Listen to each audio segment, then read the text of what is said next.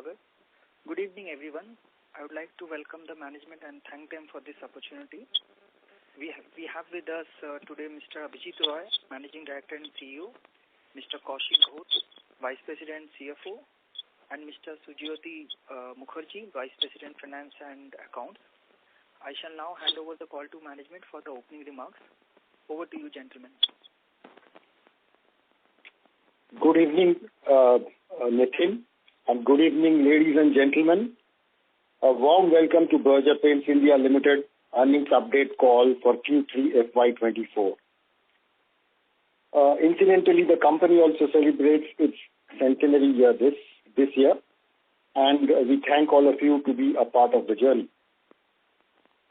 The management presentation on this performance for Q3 has already been uploaded in the website and in the exchanges. As usual, we have with us today Mr. Abhijit Roy, our MD and CEO, and Mr. Kaushik Ghosh, Vice President and CFO.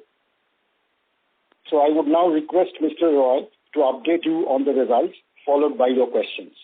Over to you, Mr. Roy. Thank you, Sujyoti, and a very warm welcome to all of you. I hope you can hear me, though I'm traveling, so hopefully, my voice is audible there.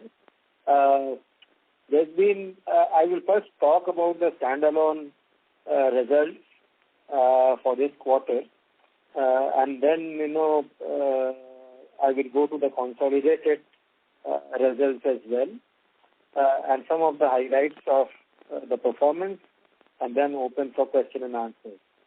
So on the standalone side, for the quarter 3, the volume growth has been about 9.1%, value growth 6.4%, and EBITDA growth 38%. We see sustained encouraging top-line growth for the quarter, both on volume and value terms.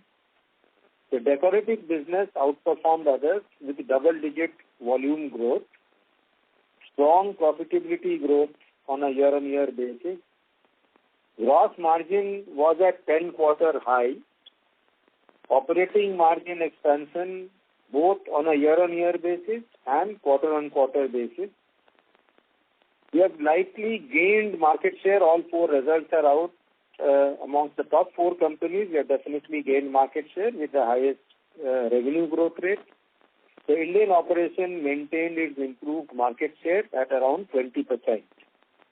YTD December, our volume growth rate stands at 10.9%, value sales growth at 6.5%, and EBITDA growth at 34.2%. On looking at, the various figures which are there in the standalone,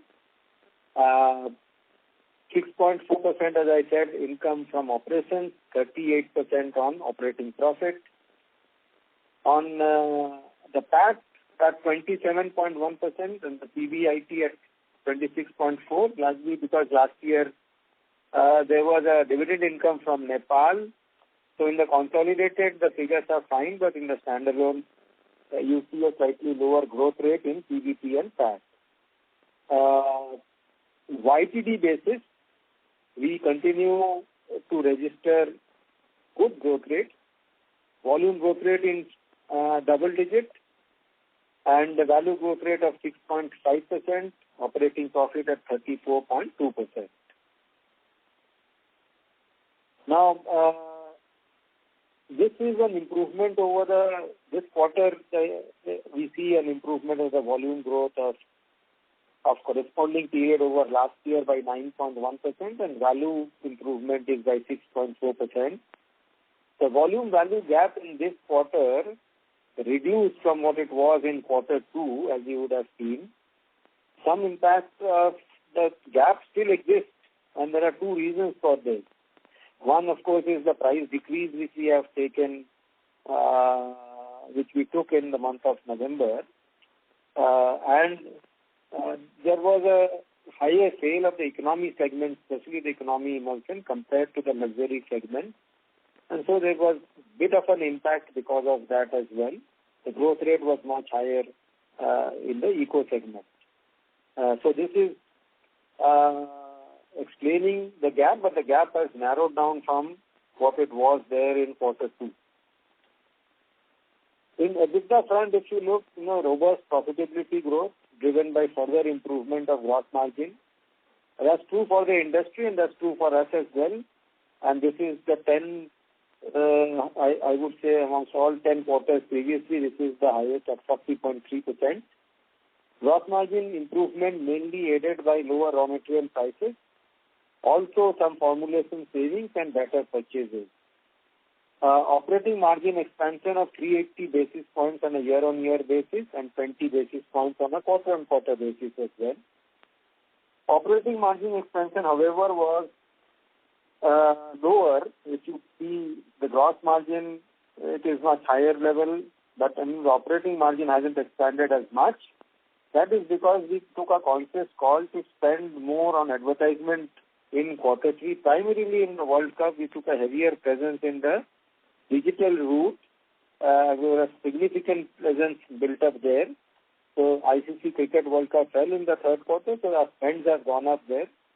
Advertising expense as a percentage of sale went up by about 1.5% in this quarter, which compressed the margin a little bit, otherwise the growth would have been even higher. Industrial business line also showed significant improvement in operating margin. We have been very consistent in our growth trajectory. If you look at YTD December 23 volume sales CAGR, 2 years CAGR is 13.9, 3 years 18.3, 4 years 14.6, and 5 years it is 13.6%.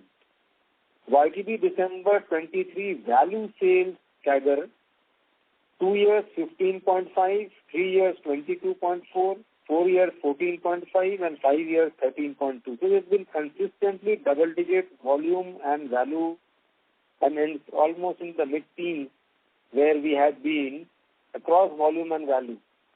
So whichever parameter you take, the growth rate has been pretty consistent right through. Now, if you look at the gross margin, as I said, in the last 10 quarters, this has been the highest. Last quarter too, we were at 40% gross margin. This quarter, it has further expanded to 40.3%. Standalone operating margin improved from 16.5% last quarter to 16.7% this quarter. As I said, it could have been higher, but we took a conscious call to spend more on advertisement. Otherwise, this particular percentage would have been even higher. Decorative business for quarter 3 financial year 24, the decorative business showed double-digit growth, and the value growth was lesser though because of price decrease and also due to the fact that more of the economy range sold compared to the luxury range. The construction, chemical and waterproofing business had another quarter of stellar performance. Wood coating business also did extremely well. The Tier 2 and Tier 3 cities showed greater traction in our case than Tier 1 cities. Both urban and rural business witnessed growth. Aggressive network expansion continued in the quarter. We added more than 2,300 retail touchpoints in quarter 3, and we installed around 1,300 color bank machines in the same quarter. We introduced a few new products: roof cool and seal, sealant, and sealing white, which is a paint primarily focused on the Kerala market, but also relevant for other markets as well. The roof cool and seal is a product which is there for all India. It as the name suggests, it is for the roof. It cools and it seals with a 8-year warranty. In the roof segment, I think this product will do very well in the future. Top performing innovative products, we continue to do well. In Easy Clean, we continue to maintain our leadership in the market. In the anti-dust, weather coat anti-dust exterior emulsion segment, we maintain our leadership there. In long life pen, we have a very strong presence in many markets. We are a leader in this segment as well. In the waterproof putty, we have a clear leadership in most markets across the country. So these innovative products which we have launched over the years, in the last few years, continues to do very well, grow very well. It has a price premium in the market, and we are quite comfortable with the brand presence of these particular innovative products. On the digital side, we are working very hard in some areas. We are introducing Salesforce, as a front-end package for our sales team, which is going to make, things easier for them. We have already executed many e-commerce for painters under the eSamman brand name. We have some very interesting packages working for the applicators, for the dealers, for our own sales team, lead generation and monitoring. We have this express painting program, which is one of the largest in the country, and we were the first player to come in with this particular service in India, and it continues to grow. Every year, the number of markets in which this is present and doing well is increasing, so that we will continue. On the industrial business side, protective coatings maintained its consistent growth in the quarter. Automotive and general industrial business had decent growth in this quarter, even on a high base in the corresponding quarter, aided by growth in commercial vehicles and two-wheeler industry. Powder coating business line had a modest growth in the quarter on the back of demand revival of fan industry and new customer acquisition. Our net debt at one point of time, because of the Sandila factory, we had run up debt, which was to the tune of almost 1,000 crore, has now become cash positive at the end of December, and this is likely to remain on this zone in the foreseeable future. As far as consolidated sales is concerned, we have a value sales growth of 7% and an EBITDA growth of 37.3%. This against standalone is an improvement in sales growth, because sales growth in standalone was 6.4 and consolidated is 7. And EBITDA growth is nearly similar at 38% was standalone and consolidated it is 37.3. The consolidated top-line performance outperforms standalone on the back of consistent top-line growth, especially in the Bolix subsidiary, which did very well this year. Overall, as I said, in the consolidated sheet, if you see, we had a income growth of 7%, operating profit growth 37.3%, and PAT growth of 49.2%. YTD December on the consolidated level, our value sales growth is 6.8%, PBDIT or operating profit growth is 35%, and PAT growth a very healthy 40.5%. Company's overseas subsidiary Bolix Poland had a quarter of strong double-digit growth in top line and profitability, helped by a sharp expansion in operating margin. The company also achieved a constant currency growth, a strong constant currency growth in the quarter. Company's overseas subsidiary BJ Nepal had another quarter of degrowth in top line and profitability, impacted by downturn in economy and liquidity issues, as was guided earlier. The situation is likely to remain tough in Nepal this quarter as well. Company's subsidiary STP Limited had another quarter of healthy top-line growth and strong profitability growth on the back of operating margin expansion, aided by improvement in gross margin on lower raw material prices, as well as improvement in product mix towards admixture and waterproofing products. We expect the growth performance to further continue in quarter 4 of this year. Sabu Specialty Coatings had a decent top-line growth, aided by uptick in the fan segment and some additional line of business and a strong double-digit profitability growth on softening RM prices, we expect value growth to continue in this quarter. The joint venture Berger Coatings experienced another quarter of decline in both its revenue and profitability, primarily attributable to manufacturing capacity constraints as mentioned earlier. As you know, we had a fire in our Goa factory and it will come on stream from March, which means next month onwards. So this will, next year, we'll have a good run because, the capacity will come back, the sales will return, and therefore we will have fairly good growth next year. Company's joint venture, Berger Nippon Paint Automotive Coatings, had another quarter of double-digit top line and robust profitability growth, riding the strong performance in passenger car and SUV sector. We expect strong growth to continue in quarter 4 of this year as well. As far as business outlook is concerned, company expects demand momentum to continue in quarter 4 in decorative segment on the back of improvement in rural demand. Automotive business is expected to continue with double-digit growth on the back of sustained demand in auto sector. Protective coating business to do well on account of high government spending on infra. General industrial and powder coatings business also expected to do reasonably well in quarter 4. Operating profit growth may taper down a little in quarter 4 in comparison to quarter 3 on the back of product price reduction. However, there will be growth on a year-on-year basis. That's all that I have to say as far as our take on the quarter 3 and YTD status is concerned. Open for questions. Thank you. Thank you very much. We will now begin the question and answer session. Anyone who wishes to ask a question may press star and 1 on their touchtone phone. If you wish to remove yourself from the question queue, you may press star and 2. Participants are requested to use handsets only while asking a question. Ladies and gentlemen, we will wait for a moment while the question queue assembles.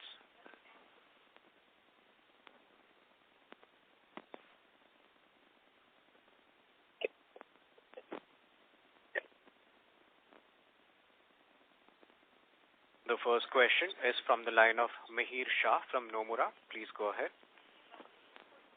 Hi, sir. Thank you for taking my question. So Berger is thus far the only paint company to see higher growth in tier 3 and 4 versus tier 1 and 2. And probably, one looks at also includes FMCG companies, and Berger is one of the fewer players that is seeing better growth in rural than urban. So do you see this market demand environment conducive enough to drive higher than double-digit volume growth in FY25, say at mid-teens levels, or do you think it is still some time away? If maybe not for the market, then do you see your own growth being better than the market like you've demonstrated over the past many quarters? And what can one think as the key differentiating points versus the market growth for you going forward? Oh, thank you, Mayor. So you asked a few questions there in that. So to answer you, I would say that, it depends on a few factors, There are certain markets where we are relatively strong. And in those markets, if the market does well, we tend to do well as well, right? For example, say in Uttar Pradesh, if the market is doing well, we are reasonably strongly present there. We will tend to do better than others if they are not so strong in UP compared to other locations. So it depends on the mix of the geography that you have. It's also dependent on the fact that, we, from our side, we have a distribution level which is much below the leader, and there is a lot of growth opportunity there. As you saw, we have installed about 2,300 plus, new retail touch points and more than 1,300 color bank machines. This can go on, especially in the western and southern parts of the country. There are big gaps there which can be filled up. So as far as we are concerned, we think that, this area can further improve and therefore our growth can be protected to some extent. The market definitely has slowed a little bit. October was much better. November, December was muted. And January also was a bit muted. So from that perspective, whether we will get, mid-teen growth or not is difficult to say at this stage. Once the elections are over, I think things will become clearer because now inflation is being kept under tight control and, the general economy is not very buoyant. But I presume that might change after the elections are over and once the results are out. So therefore, going forward, I think we have been consistently, as you saw, 2-year, 3-year, 4-year, 5-year, whichever parameter you take, we have been in that level. We would love to be at that level itself next year as well, but only time will see. Got it, sir. Thank you for that. So given the industry has started to implement price cuts on the back of soft raw material prices, despite reaching the higher levels of pre-COVID on gross margins, can one assume that there is still room for margin improvement in the near term specifically despite price cuts, or do you think that gross margins basically have peaked out here, at least for the near term? So I would say that gross margin is at a level which is very healthy now. Whether it has peaked out or not is difficult to say. But I don't see this improving from here on.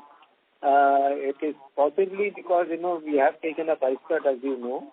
That's going to impact, a little bit on the gross margin side.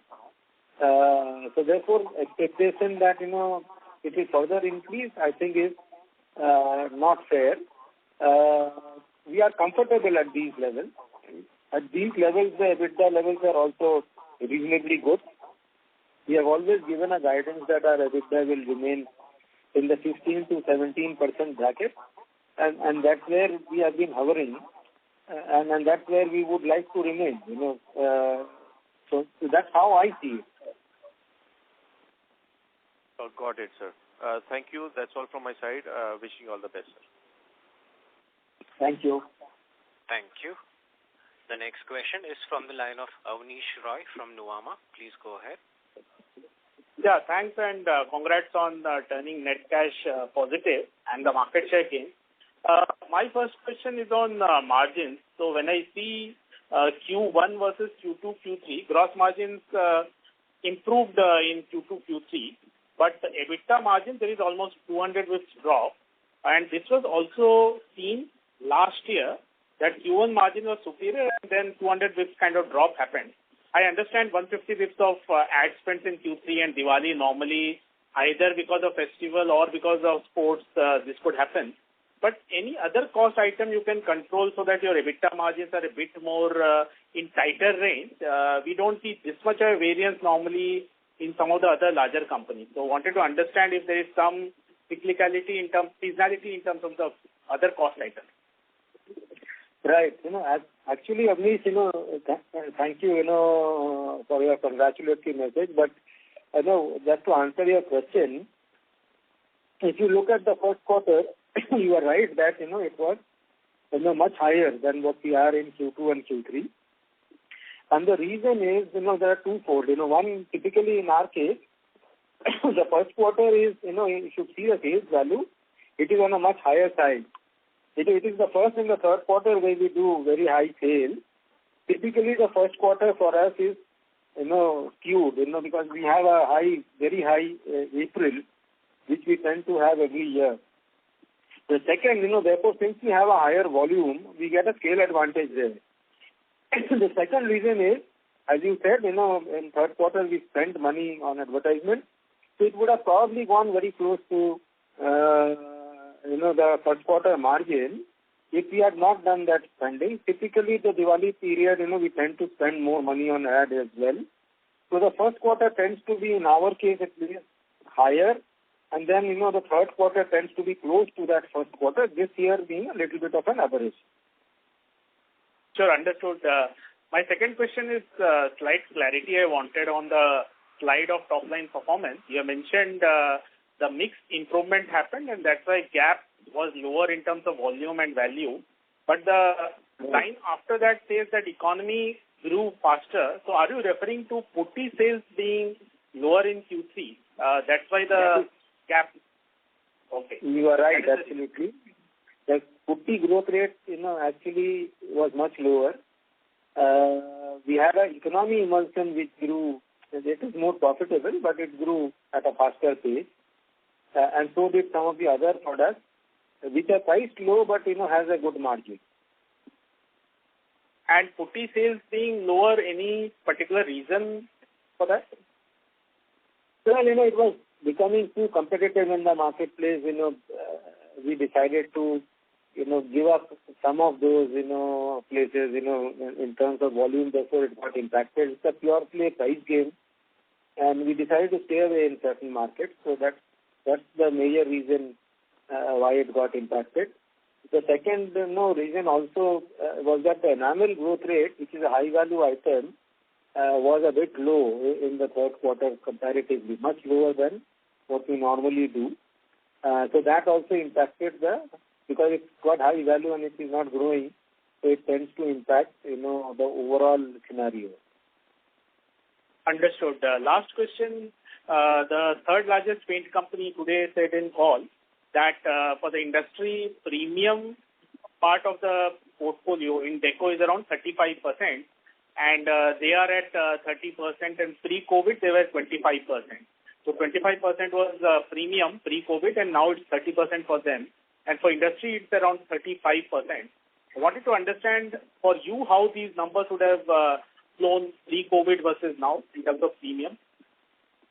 We haven't done this analysis. I can't tell you offhand. I can take a look at those figures, and I haven't seen what was pre-COVID and what is pre-COVID. All I can say is that the luxury category was growing very well, after the COVID period. It was, going at a good pace. This year, it has been slightly on a slower path. In fact, the economy category has done slightly better than that. So from our perspective, that's the reality which is this year. But, it keeps changing. Quarter on quarter comparison is difficult. On a yearly basis, we are fairly comfortably placed across all categories. And if you look at it pre-COVID, post-COVID, really, we haven't done that, analysis. I can't comment on this. Sure. One last follow-up on roof, wool and steel. Are you able to charge a premium because product seems very relevant for a warm country like India, which also has got water leakage issue? If you could tell us what is the kind of discount this product has with the market leader, and versus your normal roof product, what is the kind of premium you are able to charge for this? So we know this product is unique, as you said rightly, the name is also unique, and it does the function, which is very relevant for coastal warm belts, and that's where we are focused initially now. I think, overall, all across India, it has a good demand. It's a warm country, it's a hot country in many places, and it also seals, so it does both the jobs. As of now, it is priced competitively. We need to establish this. It is doing quite well in the market where we have introduced it. And as things progress, as we grow our volume, we will see if we can take a price premium and how much of it can be taken. But as of now, it's almost matched to the market leader in this segment. Understood. Thanks a lot. Very helpful, sir. Thank you. Thank you. Thank you, Abnesh. The next question is from the line of Tejas Shah from Avendus Spark. Please go ahead. Hi. Thanks for the opportunity and congrats on a good set of numbers. My first question is, we have been kind of accelerated our dealer addition in last 3 quarters. We started with somewhere run rate of 1,300 odd, and for last 2 quarters we have been adding somewhere around 2,000. So just wanted to know, is it like we're going deeper into existing markets, or are we adding more regions?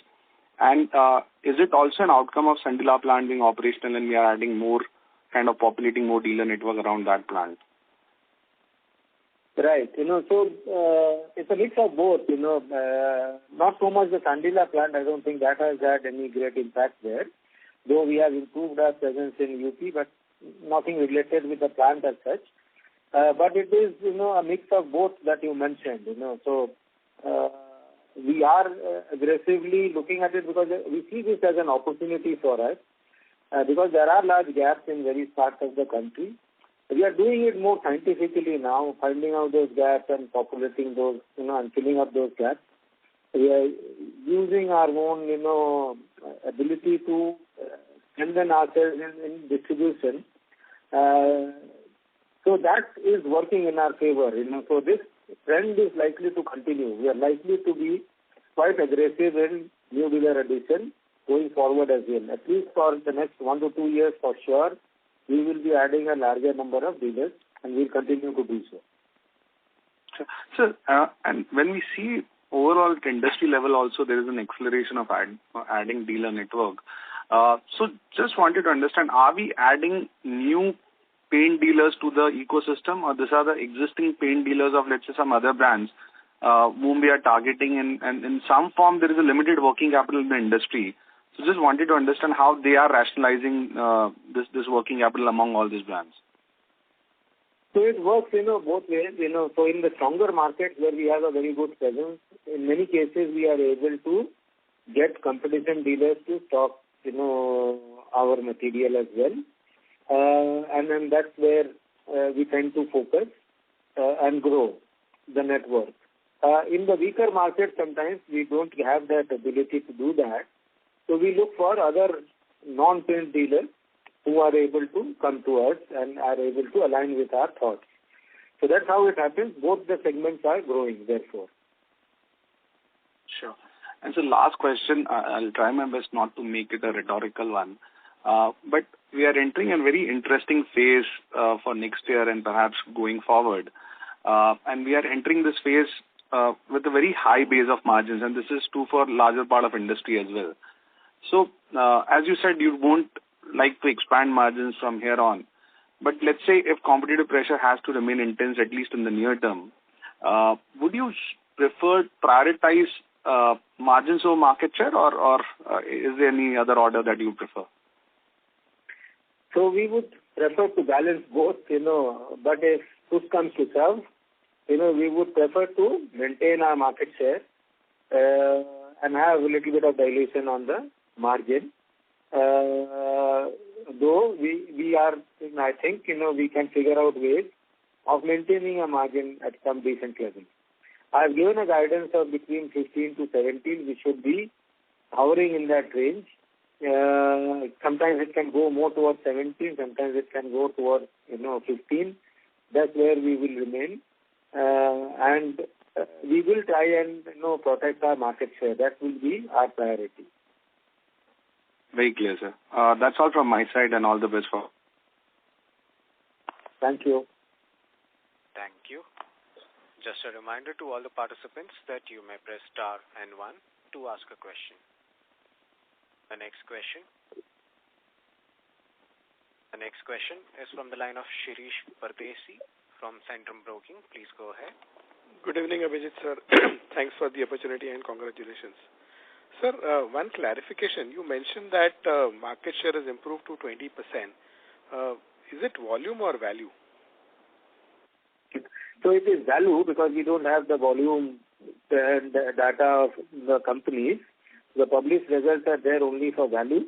So it's based on value and based on, if you see that in the India operations which we mentioned, so that includes, 2 of our subsidiaries, which is Sabu Coatings and STP, which operate, but it is in the Concall level it is there, but in the standalone it doesn't reflect. So if you add up those 2 companies with our sales, we are in that range of 20% for the top 5 companies which publishes the results and which is traded in the market. This doesn't include the small players, so that if that happens, it will get diluted further in terms of market share. But in the top 5 companies, in the India operation, we are at about 20%. Okay. Second clarification, I was looking in the domestic decorative, we have outperformed and double-digit growth. But just more curious, what would be the economy emulsion? Because you spoke economy emulsions has done better over enamel. Yeah. So it's in double digit, so and a decent double digit in economy emulsion. So that's how it is. But as far as, the luxury emulsion is concerned, it's in mid-single digit sort of, so that's the difference. And overall economy emulsion would be about 1/3 of our decorative business now? I can't say. I don't think I have looked at it in that way, but I have no comments to make on that. Okay. My second last question on the Chandelier plant. What contribution of volume would have come in now? Or maybe you can say capacity utilization, whatever. Yes. Yeah, so we are still, operating at about 35% odd level. So there is a long way to go. We can keep improving on that, and so it was built with an objective that it should last for at least 4 to 5 years. We don't have to look forward to addition in the north central area. So from that perspective, it is fine. It is doing its job. Okay. And the last question, you mentioned that there was a pricing action which we have taken. So is there any pricing cut we have taken over last fortnight, last 1 month, or in the near future? Yes, we had taken a price cut. As the industry took a price cut, in the month of January. So that's about, 2.7% odd, overall impact to sales. There were, some 3-4 products which had very good sales, where we took, major price decreases and price cuts. So that's going to impact us in this quarter. So you have matched the price cuts, whatever the industry has taken? That's right. That's right. And do you anticipate any further before the season? Well, not really. Maybe some of the other products which are still left over, because most of the main products have been taken. Some small adjustments might happen, but that we have to take a look, at where the drops can possibly be done, or if at all it is required. Only if, it matters, because in terms of demand, if it is fine, then why do it? Okay. All right, sir. Thank you and all the best. Right. Thank you. Participants may press star and 1 to ask a question. The next question is from the line of Amit Purohit from Elara. Please go ahead. Yeah, good evening, sir. Thank you for the opportunity. So just on this premium side of the segment for the paint industry, wherein what we understand is that the exterior paint we have done pretty well, and you've been highlighting in your slides as well that the anti-dust and weather coat has been doing well. But on the interior side, a few quarters back, I remember you were highlighting that some more work has to be done to drive, especially on the luxury side. For over a longer period, I just wanted to understand is that when I look at the other player also, like who talks about that their salience in the premium is low. So what is it that a company number 2 or number 3 has to do? Why it is so difficult to change or gain market share from the leader in the luxury and the premium segment? Just your thoughts on that. Right. So if you look at the luxury and premium segment, as in the exterior category, we are doing quite well. In fact, in the semi-luxury category, sort of, which is between the premium and the luxury, we are a leader with our weather coat anti-dust. Sure. And we continue to do very well there. Even in the luxury segment, we have weather coat long life 10 and 15, which does quite well in our markets where we are strongly present. So there we are quite comfortable, and in terms of percentage to sale, I think we will be very close to the leader in the exterior category. It is in the interior where we have some work to do. As you rightly said, I have been saying that on the luxury segment, we have a pain point, right? In the semi-luxury, in interior also, we are a clear leader with Easy Clean. It remains a leader in that category. It's in the category of luxury. There it is dominated by the leader there, with the Royal brand which is there. And so we are working on various plans.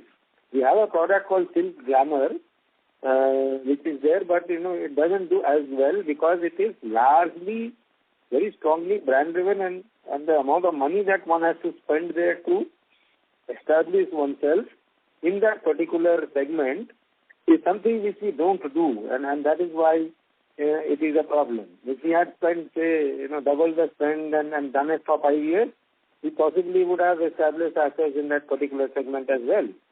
But it has been difficult to do that. It has to be built, therefore, on a different platform, and that's something which we are trying to do. Sure. Just a follow-up on this, and when we know that there are two players in the premium side which has a significant market share, I don't know, but the fourth player, ExxonMobil, would also have a strong positioning in the premium side.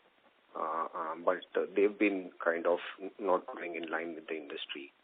So there lies an opportunity, right? So for someone to take on that.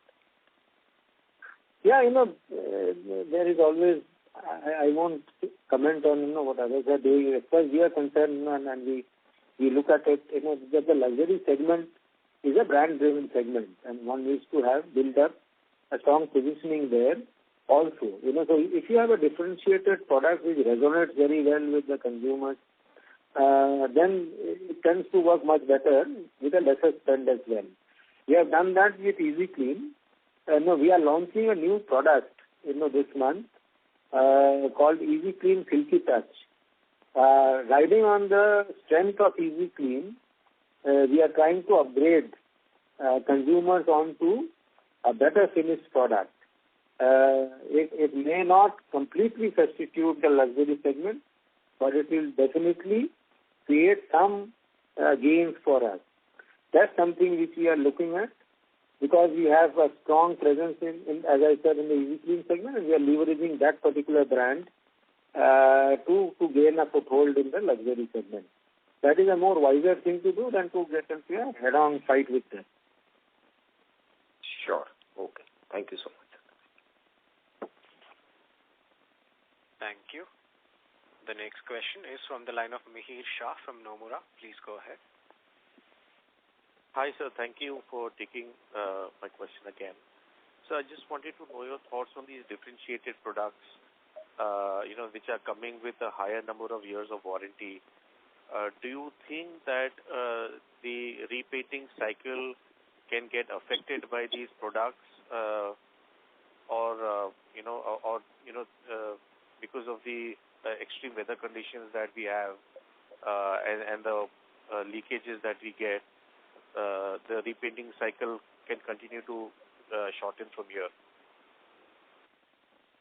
So, to answer your question, it will be answered in two parts. One, of course, that there is not a static customer base. If it was a static customer base and the limited number of customers who keep painting every year and the rest don't paint, then what you are saying will hold true, because if you have, a number of years which has gone up, and therefore, the same customers are coming back at a later date, so the volume will shrink, right? But, you are getting many new customers who come in at a lower price point, with and there the products are already there, where the cycle continues as is, right? So it's a mix of new customers coming in, customers who are using a lesser, number of years products, which will continue, and there will be some customers who will get upgraded onto better quality products. So the volume gain will come from the mass segment, and the value upgradation will happen at the luxury segment. So this is how it will continue to happen. Got it. And sir, any insights on how to accelerate growth or from the unorganized players? I believe there's still 1/4 of the market is still led by regional unorganized players, and that continues. In fact, in the recent times, post the raw material prices cooling off, we are hearing a lot of noise around unorganized players coming back in various categories, including paints. Given the competitive intensity in organized players will increase, can one assume that the growth can be chipped away from unorganized players going forward? No, I have always consistently, if you hear me speaking earlier and heard me speaking earlier, and so the unorganized players will remain. To some degree, they're doing a lot of innovation, a lot of speed in the business. Two things which matter to some of the consumers, right, and some of the customers. Especially on the industrial side, they will continue to do better because they respond very fast. And then requirements are met very fast by them.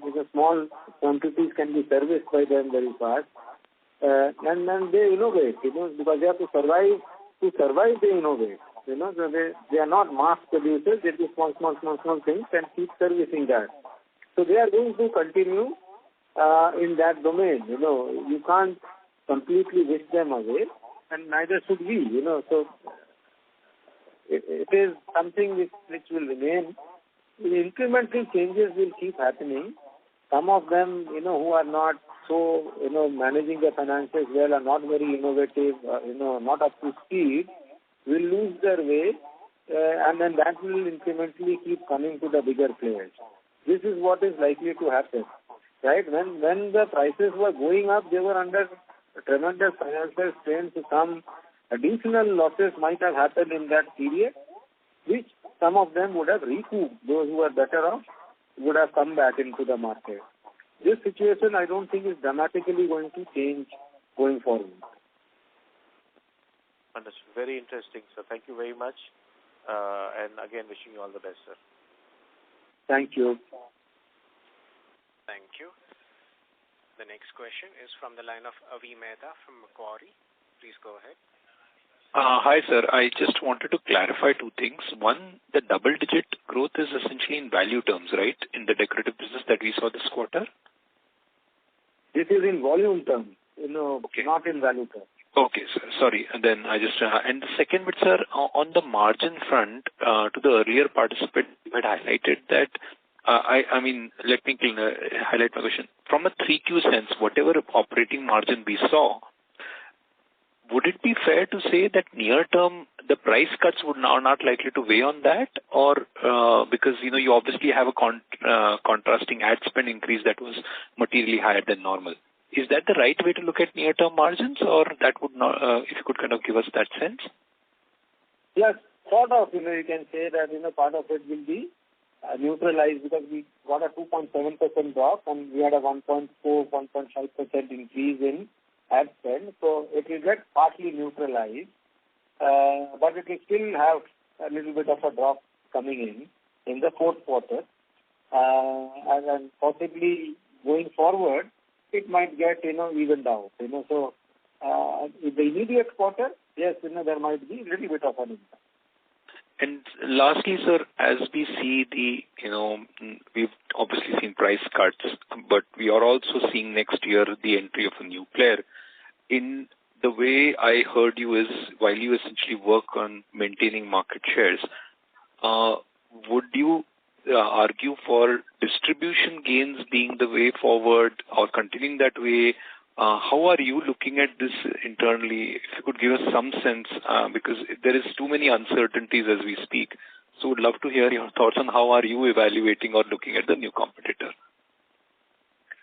Yes, so it is one is to try and protect what you have in the marketplace. Second is to grow. Distribution is one of the levers which is available to us as a number two player. We have a fairly decent brand standing across many locations, and that can be leveraged quickly by adding more distribution points.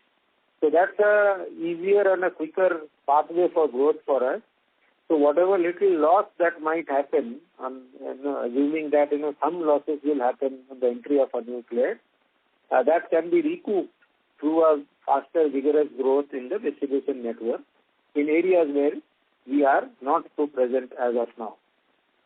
There is also this, some product categories like the construction chemical and waterproofing area, which can grow at a faster pace and therefore, give us a volume value growth, which is almost equal to what we have been achieving for the last few years.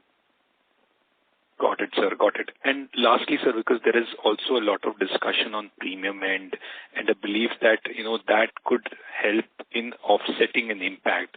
Would my understanding be fair to say that, geography-wise market shares are also a big hurdle for anyone new to kind of counter? It's not just, it's not considered a Me Too product anywhere. It's just there is geography-wise salience which has a divergent impact, which is what could help us in place us well. If I'm would that be a right understanding, sir? Yes, it takes a longer time, in this type of an industry. This is not very oriented directly towards consumers. The B2C don't exist almost, so it is these, intermediaries, whether it is a dealer, architect, builder, painter, contractors, who play a very important role. And it varies from region to region, this trend. And therefore, to replicate that across markets becomes much more time-consuming and difficult. So what you are saying is true. Geographically, there is some protection, and there is a protection as far as the brand is concerned. So both help to that extent. Got it, sir. That's all from my side. Thank you very much, sir. That's all. Thank you. The next question is from the line of Lovish Soin from Phoenix Advisors. Please go ahead. Thank you for the opportunity, sir. My first question is, in the long term... Sorry to interrupt, sir. Your voice is not that audible. If you are using the speaker mode, can we request you to use the handset mode, please? Sorry, is it better? Yes. Yeah. Yeah, so my first question is, in the long term, what will be the growth driver for the industry? I mean, will the growth be driven by premium segment or the economy segment? And my second question is, I believe the unorganized players have close to 30% share of the market. And you mentioned that they will continue to be present in the market. So what is Berger and the industry as a whole doing to shift consumers from the unorganized players to the unorganized players? And I'm talking about in a sustainable manner. We saw that during COVID, there was a shift from unorganized to organized, but that is moving back. So how will this play out over the long term? Thank you. Right. So to answer your second question first, you said that what are we doing? As I said, they will remain, and we have to create value for the consumers. If they find that, that our quality is good, it is acceptable to them, and there is a brand name associated with it, some of them will shift. Some of them will still continue to deal with them. For example, there are certain dealers who might want to stock this local product for two reasons. One, they get extended credit, which we can't give, right?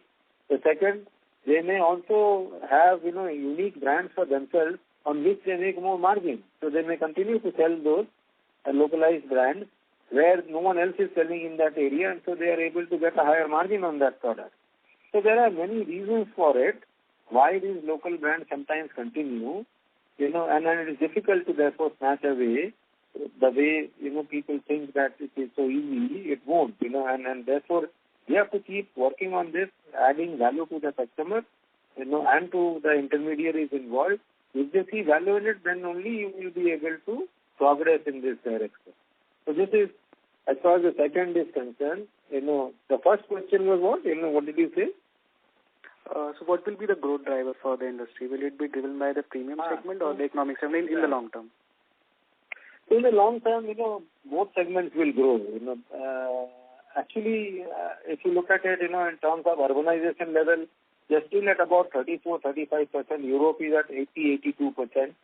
And we are nowhere near that, So there is a long runway for urbanization happening. And as much as urbanization happens, and people move to cities and towns, there will be consumption of paint happening, first-time painters, and then again after 4 years, 5 years, 6 years, again they will be painting. So this will be the major driver. Now in this, there are both users of economy emulsion and some amount of upgradation happening from those who are using economy to luxury category, which I was explaining earlier. So both these categories will continue to grow because the market itself is expanding in both ways, horizontally and also upgrading itself. So therefore, both segments have good potential. Got it. Thanks. And if I could have just one follow-up. So one of your competitors is focusing also on the water-based paints. So how is that going to impact the economy segment? Because we believe that that is a lower price product and that could eat into share of either the unorganized or the economy segment of the other people. So how would you... I think that, what is it? What is it? What? Pigment?